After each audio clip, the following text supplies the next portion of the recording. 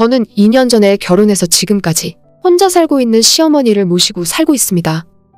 20대 초반에 지금 남편을 만나서 7년 동안 길게 연애를 했고 그 기간 동안 시부모님들이 이혼하는 것도 직접 보게 되면서 어머님과 남편이 둘이 살고 있었어요. 7년 연애 끝에 결혼을 준비하게 되면서 남편이 제게 딱 한 가지 부탁을 했었는데 우리가 결혼한 뒤에도 혼자 계신 어머님을 모시고 살았으면 좋겠다는 것이었어요. 시부모님이 이혼한 뒤로 연애할 때부터 종종 어머님 모시고 같이 식사를 하면서 얼굴을 알고 있었어요. 성격도 나쁘지 않고 정이 많으신 분이라 모시고 산다고 해도 큰 문제는 없을 거라 생각했죠.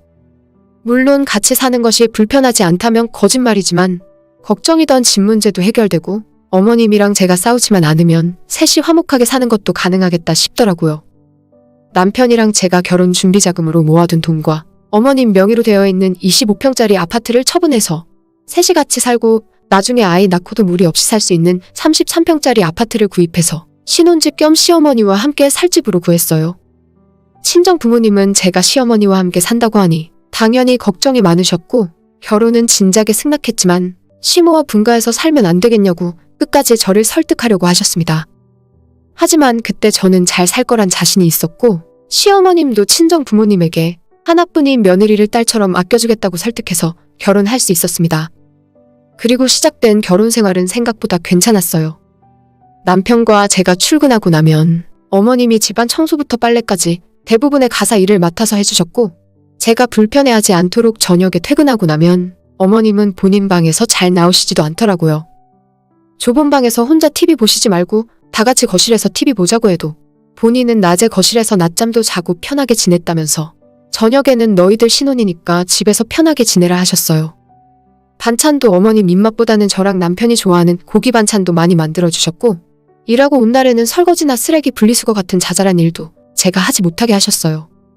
저랑 남편도 어머님께 용돈도 드리고 주말에는 셋이 외식도 하고 생각보다 잘 지내고 있었어요. 물론 완벽하게 좋은 건 없듯이 가끔은 어머님이랑 사소한 일로 감정이 상하는 적도 있었고 어머님 문제 때문에 남편과 다툰 적도 있었지만 그래도 생각보다 큰 문제는 일어나지 않았습니다. 1년 넘게 그렇게 살면서 이제는 나도 시어머니와 사는 것이 익숙해졌다고 생각했어요. 나중에 어머님이 아프고 자리에서 못 일어나게 된다면 그때는 남편도 어머님도 시설에 들어가겠다고 하더라고요. 남편이랑 둘이 벌어서 어머님이랑 셋이 쓰고 사는데 지금은 돈 부족할 것도 없고 저축도 열심히 대출금도 열심히 갚으면서 살고 있었어요. 어느 정도 생활도 안정되어 가고 올해나 내년에는 아이도 가져봐야겠다 계획을 세웠습니다. 어차피 아이를 낳아도 집에 어머님이 계시니까 1년 정도만 육아휴직하면 그 뒤로는 어머님이 자기가 애 봐줄 테니 걱정 말라고 하셔서 어머님과 살기를 잘했다는 생각도 있었어요. 하지만 모든 것이 잘 굴러가고 있다고 생각하고 있을 때 제 인생의 위기도 함께 찾아왔습니다. 석 달 전에 퇴근하고 집에 돌아왔는데 어머님이 할 말이 있으니 남편이랑 둘이 와서 앉아보라 하시더라고요. 갑자기 무슨 말씀을 하시려나 싶어 살짝 긴장하고 있었는데 어머님이 얼마 전부터 만나고 있는 남자가 있다 하시는 겁니다. 순간 내가 뭘 잘못 들었나 싶었는데 진짜로 어머님이 사귀는 분이 있었어요. 어머님 연세가 50대 중반인데 60대 초반에 혼자 살고 있는 남자분이라 하더라고요. 아저씨라고 불러야 할지 할아버지라고 불러야 할지도 모르겠는데 갑자기 그분 사진을 저희에게 보여주시고 이번 주 주말에 우리 집에서 같이 밥을 먹고 싶다 하시는 겁니다. 저도 놀라고 남편은 당연히 더 크게 놀랐죠. 일단 어머님 사생활이기도 하고 저는 며느리라서 어머님이 누굴 만나든 말든 제가 참견할 일이 아닌 것 같아 일단 빠져 있었습니다. 남편은 그냥 어머님이 밖에서 남자친구를 만나든 말든 상관 안 하겠는데 왜 집까지 데려와서 저희에게 인사시키려고 하는지 그 이유를 묻더라고요. 그 말에 한참을 대답 못하고 계시던 어머님이 1분도 넘게 지나서 겨우겨우 입을 떼셨는데 그분을 인간적으로 좋아하고 결혼해서 같이 살고 싶다 하시는 겁니다. 저는 진짜로 이게 꿈인가 아니면 내가 뭘 잘못 들었나 싶어서 어처구니가 없더라고요. 어머님이 그분이랑 결혼하겠다고 하시면 우리도 분가해서 따로 살아야 하나 집 문제는 어쩌지 등의 생각을 하고 있었는데 어머님께서 그분과 결혼하고 이 집에서 같이 살았으면 좋겠다고 먼저 선수를 치시는 겁니다. 당연히 남편도 안 된다고 반대를 하고 저도 우리 집에 다른 아저씨가 들어오는 것은 싫었어요. 그때부터는 이제 남일이 아닌 게 되어버려서 저도 어머님께 결혼은 좀 신중하게 생각하시고 지금은 좋은 감정으로 만나시는 게 어떻겠냐고 말씀을 드렸죠. 어머님은 갑자기 성질을 버럭 내시더니 너희들도 결혼해서 행복하게 깨를 볶으며 사는데 나라고 왜 혼자 독수공방 늙어야 하니? 나도 얼마 안 남은 인생인데 나 좋다는 사람이랑 같이 살란다. 어머님은 제가 결혼한 뒤로 처음으로 그렇게 고집을 부리시고 저희들 이야기는 절대 들으려 하지 않으셨어요. 하도 완강하게 이야기하시니 남편도 일단 주말에 그 아저씨를 데려와서 같이 이야기 좀 해보자 하더라고요. 저는 그날 저녁 남편에게 절대 어머님이 재혼 안 하셨으면 좋겠다고 이야기했고 남편도 그럴 일은 없을 거고 만약 재혼하신다 해도 우리 집에서 네 사람이 같이 사는 일은 절대 일어나지 않을 거라 장담을 했습니다. 저는 또 바보같이 남편 하는 말을 고지고대로 듣고 남편이 알아서 잘해주겠지. 주말에 그 아저씨를 집에 데려오면 남편이 중간에서 알아듣게 이야기해서 전부 없던 일로 만들어주겠지 라고 생각했어요. 그리고 주말이 되어 어머님이 말씀하셨던 아저씨를 집에 데려오셨는데 머리도 반쯤 벗겨지고 배도 나와 있는 전형적으로 흔히 볼 수 있는 아저씨였습니다. 제 친정아빠가 50대 중반으로 우리 시어머니보다 한 살이 어린데 우리 아빠 생각하다가 그 아저씨를 보니까 진짜 무슨 할아버지처럼 보이더라고요. 어머님은 무슨 저런 사람을 좋다고 재혼을 하신다고 할까? 속으로 혀를 내둘렀지만 어머님 본인이 좋다는데 그 부분에 대해서는 왈가왈부하고 싶은 생각 없었습니다. 우리 시어머니가 밖에서 저 아저씨를 만나 데이트를 하던 결혼해서 살림을 차리던 솔직히 저한테는 아무런 상관도 없는 일이었지만 같은 집에서 같이 산다고 할 때는 이야기가 완전 달라지는 거 아니겠어요? 생전 처음 보는 저보다 30살 가까이 많은 아저씨와 같은 집에서 밥 먹고 일상생활을 할지도 모른다고 생각하니까 진짜 소름 끼치고 너무 싫었어요. 남편은 저녁 식사 자리 내내 얼굴 표정이 안 좋더니 식사를 마치고 커피를 마시다가 어머님과 그분께 말씀을 드렸습니다. 두 분이 좋은 감정으로 만나시는 건 저도 이해하는데 재혼은 아닌 것 같아요. 아저씨도 좋은 분인 건 알겠지만 저희가 엄마 모시고 같이 살고 있는데 이 집에 들어오셔서 같이 산다는 게 가당키나 하나요? 남편이 이야기 끝내자마자 저도 남편을 거들면서 끼어들었죠. 그래요, 어머님. 밖에서 자주 만나시면서 데이트도 하시고 좋은 감정으로 만나세요. 아직 제가 애를 낳아본 적은 없지만 제 자식이 이성 친구를 만난다고 해도 뭐라고 해줘야 할지 말하기 어려울 텐데 시어머니 남자친구에 대해 이야기를 하려니 정말 힘들더라고요.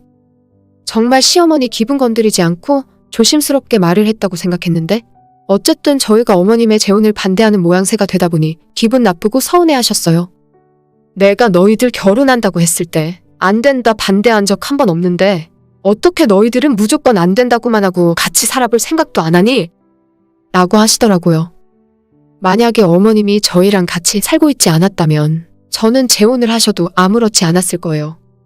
우리 엄마도 아닐 뿐더러 노년에 혼자 살기보다는 배우자가 있는 편이 더 낫다는 생각이라서요. 남편이야 자기 엄마니까 재혼 자체에 거부감이 들 수도 있겠지만 아무튼 제 생각은 그렇습니다. 그 아저씨도 몇 년 전에 이혼하면서 전부인과 애들한테 살던 집을 넘겨주고 혼자 몸만 나와서 원룸에 살고 계셨거든요. 생각해보면 본인 직업도 불분명하고 이혼하면서 많은 재산을 잃어버린 터라 당장 재혼하면 저희 집에 얹혀 살아야 하는 상황에서 무슨 염치로 이 집에 와서 같이 저녁을 먹고 있는 건지 모르겠어요. 저랑 남편은 이 집이 어머님 혼자 사시는 집도 아니니까 그 아저씨와 같이 사는 건 무리라고 계속 말씀드렸고 특히나 제가 집에서 생활하는 것이 너무 불편해질 것 같다고 싫다고 반대했어요. 이 집에 저랑 남편 돈도 적지 않게 들어갔고 어머님은 경제활동을 안 하시는 상태라서 집 살 때 대출 받은 것도 저희 두 사람이 갚아나가고 있었거든요. 어머님은 끝까지 자기도 양보 못하겠다고 앞으로 살면 얼마나 살겠냐면서 제 남편에게 너희 아빠 만나서 평생 고생만 하고 살다가 이제라도 좋은 사람 만나서 살아보겠다는데 왜 너희들이 난리야? 그 아저씨는 아무 말 없이 뻘쭘하게 옆에 앉아있고 나머지 원래 저희 식구 셋은 서로 점점 목소리가 높아지면서 싸우기 시작했어요.